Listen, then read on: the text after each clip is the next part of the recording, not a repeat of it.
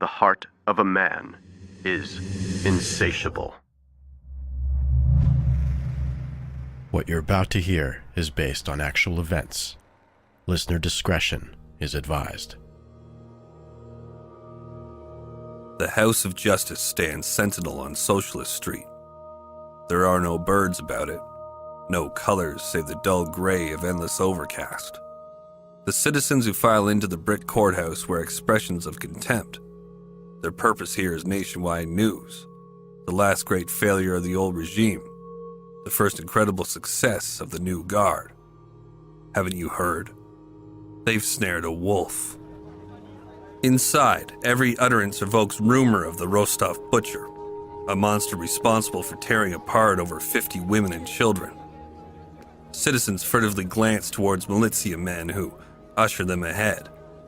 The Soviet bloc is disintegrating. The people, as a result, are tentative, skittish even. Western journalists float in amongst the press, an overly inconspicuous demeanor betraying the small sect. To the throng, they register as youth ducking into an X-rated film. It is an impossible place to act anything but unnatural. The collected focus is on a large, ugly cage that hulks to one side of the courtroom. The plan, clearly, is to put the accused on display. This will be a spectacle.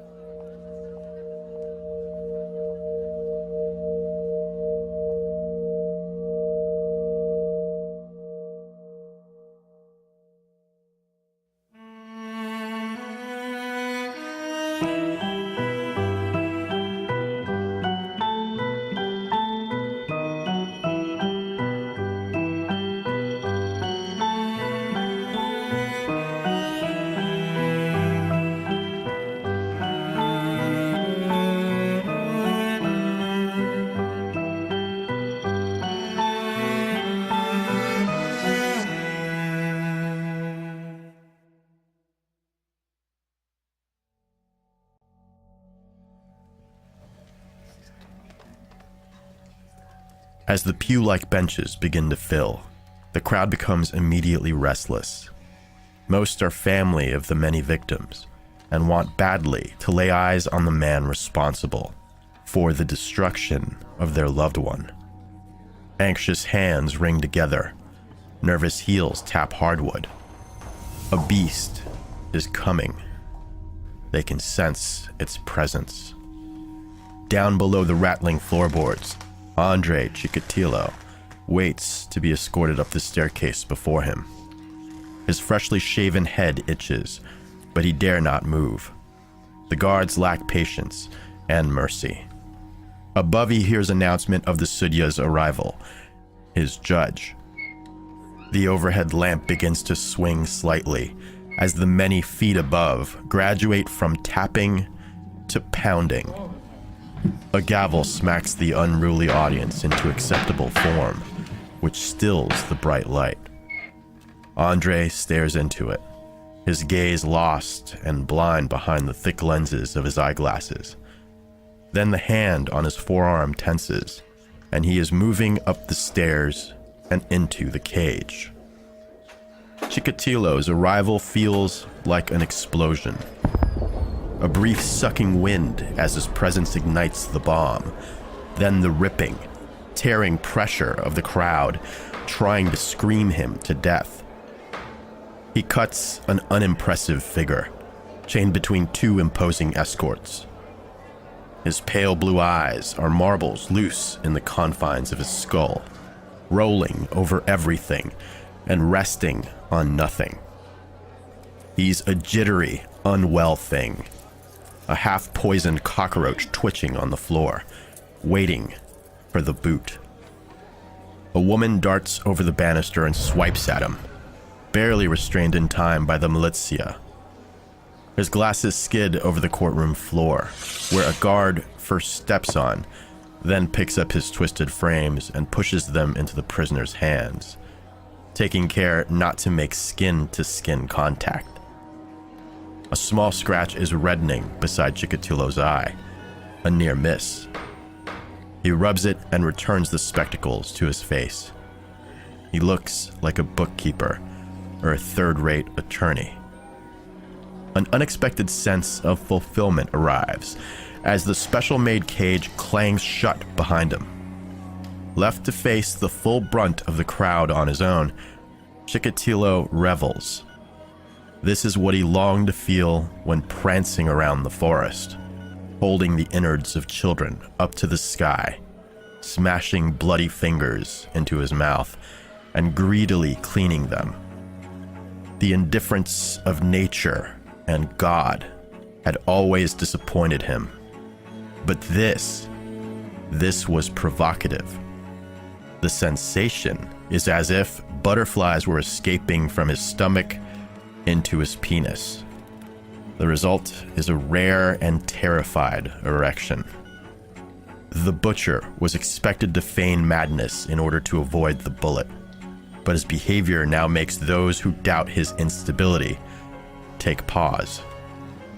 Chikatilo lets the little shock of sexual arousal buzz at the nape of his neck. He looks skyward, eyelids clamping shut as he works to maintain the sensation past its fading. It breaks over him and waves until he finally loses it, reluctantly opening his eyes, licking his lips, and appearing refreshed. Like a zoo bear disturbed from sleep, he nonchalantly scans the audience, taking mental note of where the press sit. They are his conduit to the true jury, the masses. His face contorts into a myriad of chaotic expression, much of it directed towards the cameras. The crowd, offended by his performance, comes completely undone. The pounding gavel drowned out by their ferocious response.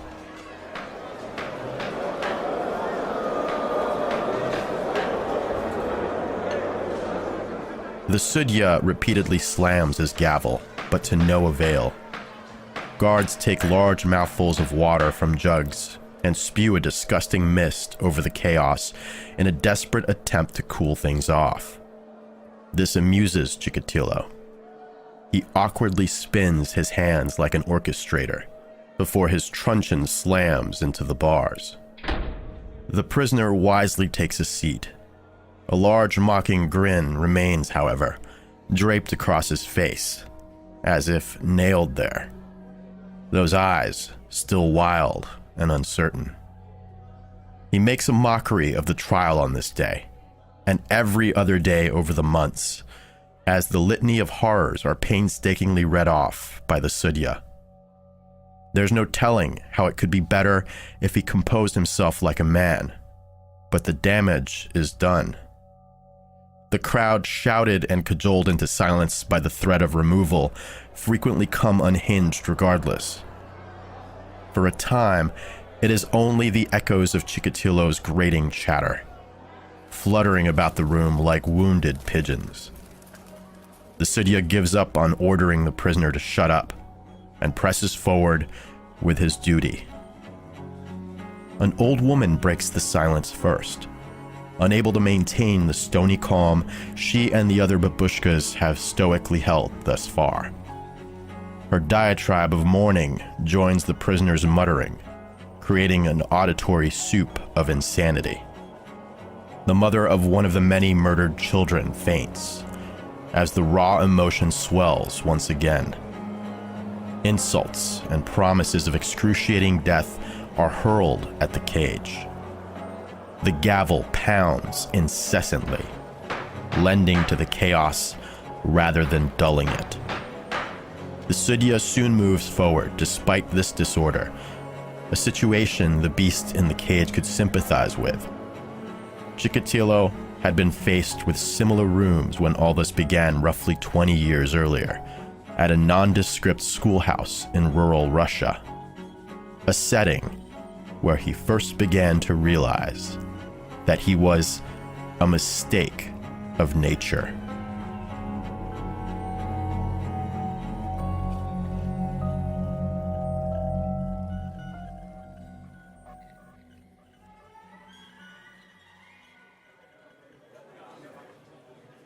It wasn't his calling. The teenage students had no respect for him. They could sense from the moment he spoke, in his matter-of-fact way that was meant to convey confidence but belied uncertainty due to his mannerisms and appearance, that he was going to be their suka, their bitch. It was the 70s, and the Soviet youth were hard. He attempted to take control back, but his hesitant demeanor in the beginning had doomed his authority.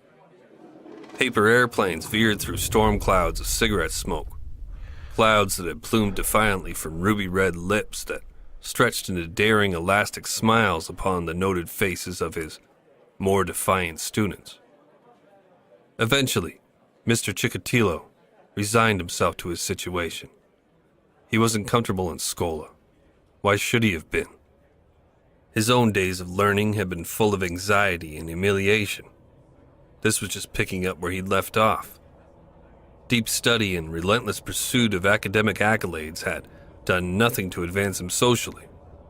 He was still just a big ox with the brains and empty testicles. His teaching style consisted of retreating behind his desk after assigning the day's work and hiding behind a newspaper, pretending not to notice the hijinks and horseplay before him.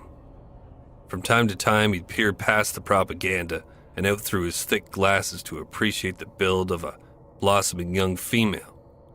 And soon, once he'd established himself as a secondary entity of the room, he began taking small laps out into it, offering counsel to the most timid little girls, sitting much too close and staying way too long by their side as chaos ensued about their closed circle of pierced proxemics.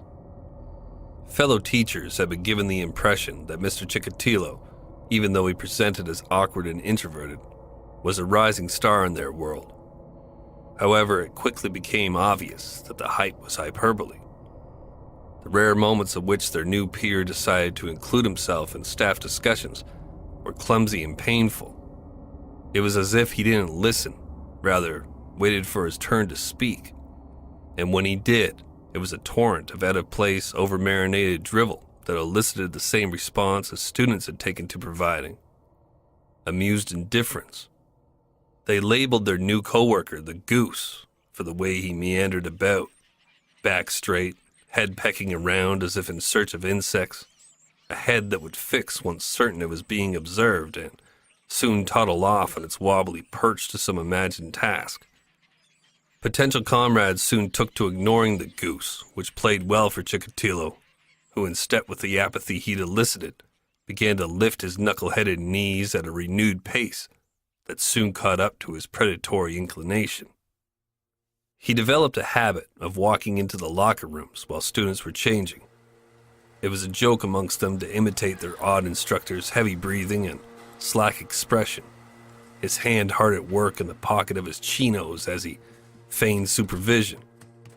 No one can know that Chikatilo had begun crossing the line in his private life as well, discreetly jamming his fist down the pants of his 6-year-old niece whenever the opportunity presented itself. "Come here, sweet bread. Aren't you a big girl?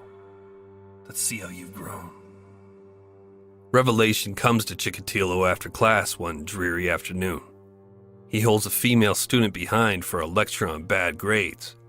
He's been confining women, girls, in his own little way for a while now, even if just by standing in front of them. "Look at her sitting because I told her so.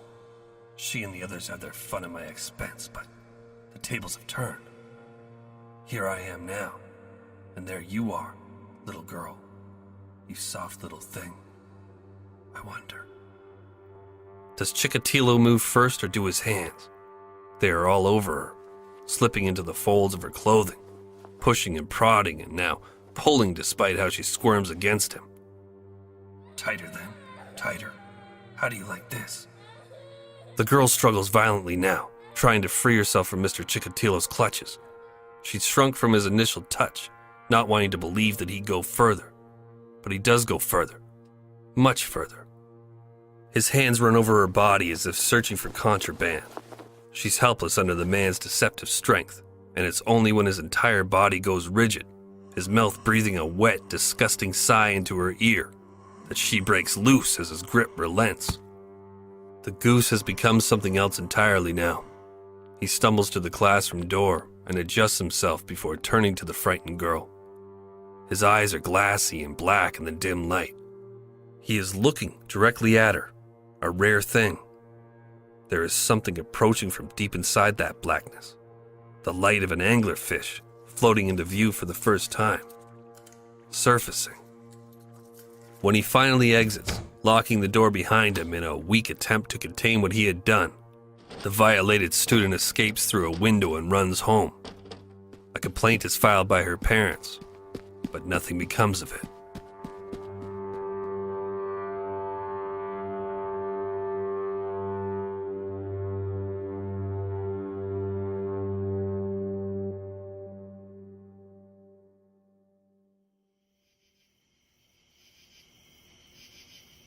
Late at night, many months later in the privacy of his den, Chikatilo relives the attack.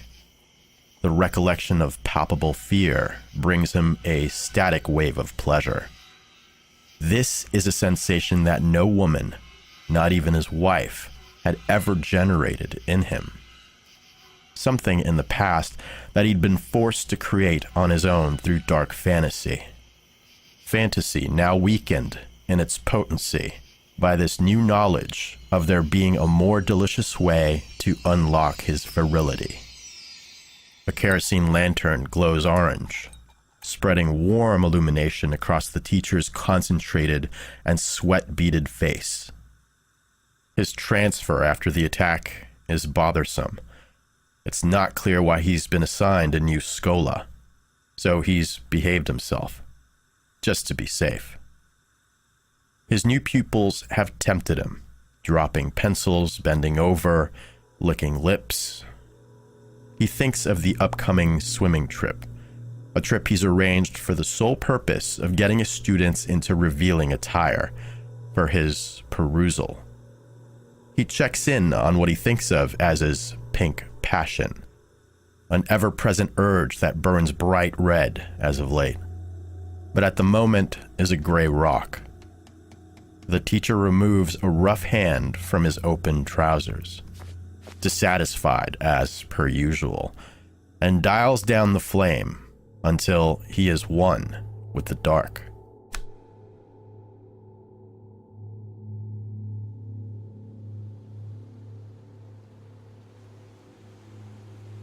Chikatilo joins his class in the water. The girl that he playfully chases away from the others, splashing and whooping behind her, doesn't understand immediately what's happening. Suddenly, the beach is small, and there's only him and the ice-cold fingers of the deepest section of the reservoir brushing her legs. He hurts her, pinching, pulling, twisting. He collects her into his arms, her face terrified, mouth dancing just at the surface of the water. She's too shocked to scream. From the beach, the sounds of laughter cease. Careful now. He is aware they are being observed, but the girl's body is a hard, warm thing against him in the water. Her dignity is in his hands. He is ruining it. Chikatilo realizes he could kill her if he wanted. She finally manages to scream, and he puts his mouth against her ear. It is cold and wet. She is shivering. Scream louder. The request shocks the girl, and for a moment she stills. Chikatilo continues to roughly molest her, water silently churning below as he does so. She tries to scream, but all that comes out is a wretched sob. It more than suffices. He stiffens, released by her fear, and slowly begins to loosen his grip as he comes back to reality. The girl is crying hard now. Mr. Chikatilo looks at her blankly, and after a small final struggle, releases her wrist. She propels herself away, then swims hard towards the beach, looking back to be sure her attacker doesn't follow. He doesn't. He is still, simply treading water as if in ecstasy. His eyes bob at the surface like a crocodile's as he processes the incident. Her breasts, her body, none of that gave him what he wanted. It was something else. She climbs ashore with help from the others, and soon after, Chikatilo is transferred to a remote mining area of Rostov, so bleak that the Soviets had simply named it Shakti, mines in Russian. He will supervise the youngsters of a boys' technical school in their dormitory, ensuring the future mine workers grow up strong enough to smash the stone and smart enough to at least work a pickaxe. Citizen Chikatilo arrives in Shakti, a changed man. There is a new taste on his tongue. The goose is dead, and the Ripper has come to Rostov.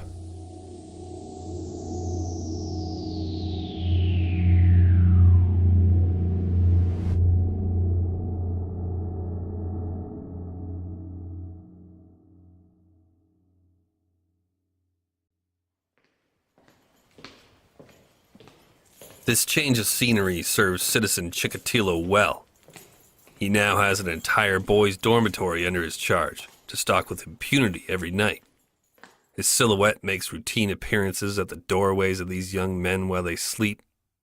Those who feign dozing soon hear the grunts of exertion their strange new headmaster often emits in these instances.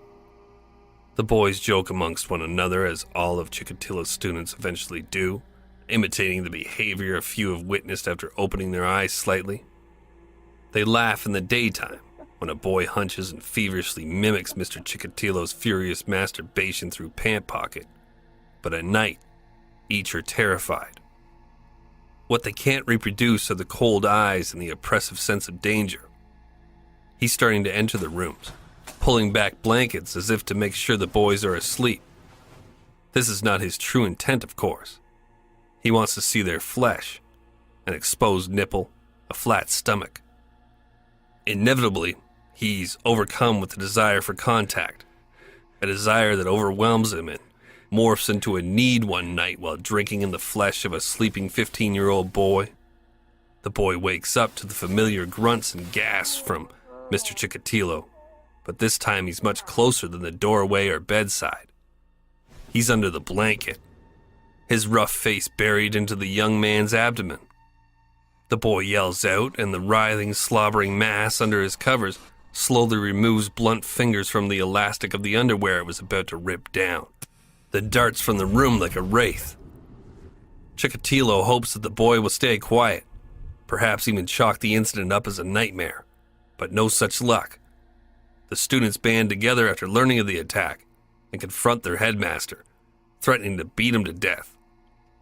It's soon after this that Chikatilo obtains a new job as a supply clerk, which affords him the opportunity to travel the nation to pursue his degeneracies. He secretly purchases a shack for this purpose at an address on Mezovoy Lane in Shakti, a nest of utter depravity where he, in 1978, took the life of his first victim, 9-year-old Yelena Sakhanova.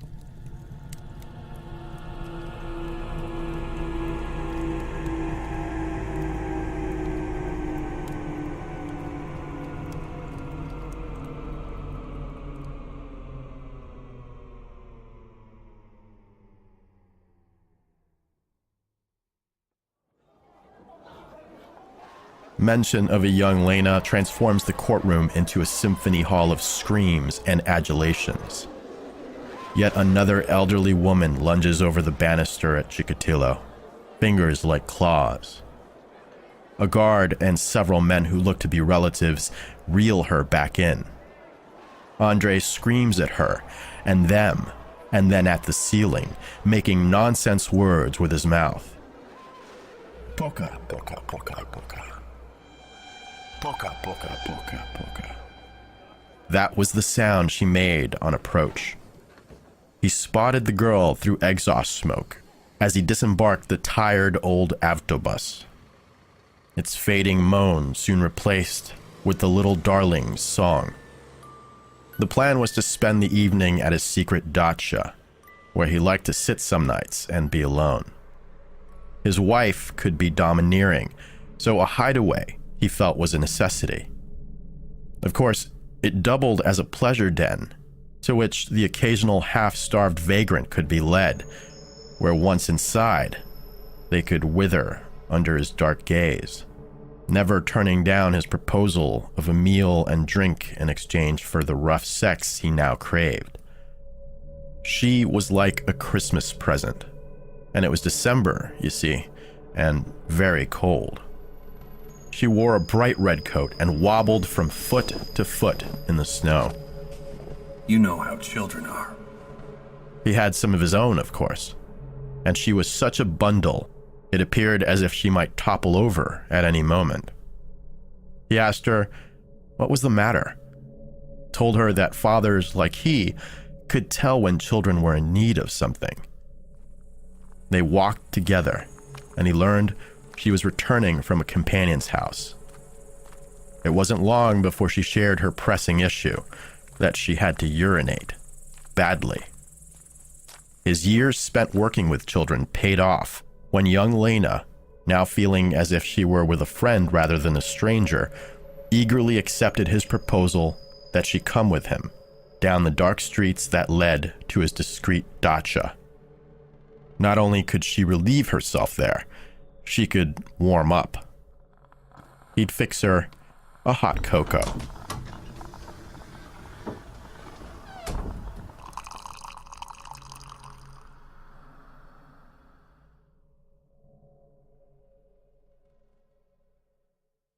Chikatilo locks the shack's door once they enter, then summons his red passion. It wasn't as short a walk as he'd promised, and the girl, who's anxious to be directed to a toilet, screams when the man abruptly turns and exposes what he is to her. A devil. He's not afraid she'll make noise. He expects that. That, in fact, is why he bought the hovel on Mezavoy Lane. It was isolated, private, a place he could bring those he'd picked up off the street for a late-night snack. The girl wets herself in fear as he approaches, pounces, and tears off her pants. Outside there is nothing but the early December darkness, a starless sky. He hurts her like he hurts all of them, pinching, prodding, twisting. She has only the slightest idea what's happening to her. She understands she's probably going to die, although death is just a feeling to someone of that age. A sort of hole you didn't know existed, until you're suddenly in it. Her attacker is muttering to himself, repeating over and over a word she doesn't quite understand. Impotent. Frustrated, Chikatilo jams his fingers inside the child, tearing her virginity and covering his knuckles in blood. He has committed the ultimate sin. He holds his bloody fingers up to the light and experiences a full erection. What dark god he's been called upon to worship has shown him the way. He rubs himself against the child, stabbing her tiny body over and over again, mimicking intercourse with a folding knife as he comes to orgasm. He slices open her torso and rummages through her guts, feeding his depraved sexual urges with the psychic energy of her extraordinary pain. She dies as he baptizes himself in what remains of her, pulling her organs free of her body while touching and feeling every part of her. The ecstasy fades, and Chikatilo descends back into his own pathetic and virile body. His filthy shack is all the more disgusting for the sin he's committed. Like some horrendous fairy tale beast, he's fed to his delight on a careless youth, torn her to pieces and violated every part of her. He cleans up the best he can, gathering the girl, her parts, and her backpack to throw in the river across from his dacha. Under a cold moon, the Gershevka River manages to drag the dead girl a short ways before she is hung up on some branches. Her red coat is spotted from a bridge 2 days later, on Christmas Eve. Chikatilo does a fair amount of hand-wringing in the interim. The body didn't float anywhere near as far as he'd expected it to. The community learns of how badly the girl died, and Mezavoy Lane is scoured stem to stern for the man who did this unspeakable thing. But it isn't Chikatilo that they find. Officials arrest a 25-year-old man who lives almost directly behind where young Lena is spotted. A felon recently released from a hard labor camp for the rape and murder of a girl when he was 17. The authorities, fueled by the indignant rage of the populace and pressure to solve the case quickly, beat a confession out of the wrong man and plant the dead girl's blood in his house. The state parades their patsy around and executes him swiftly. The girl is buried. Her family moves on. As far as the province of Rostov is concerned, no one need fear their children might get snatched up off the street, raped, mutilated, and dropped dead by the road. For the first time in his life, things are going Andrea Chikatilo's way. The villain has won. The beast is free. It knows the taste of blood and it wants more. Chikatilo considers himself to be a mistake of nature, a poisoned wolf. But to the closely controlled media, who will realize all too late the incredible danger that citizens are in, the Butcher of Rostov is born.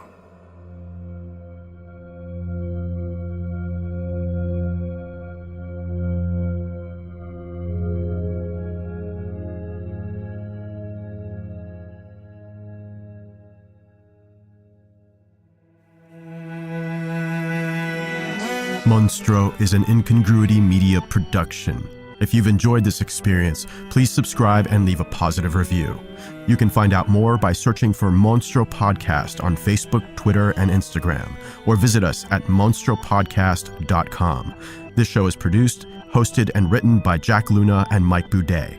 Additional writing by Tyler Bell and Evan Ziegelman.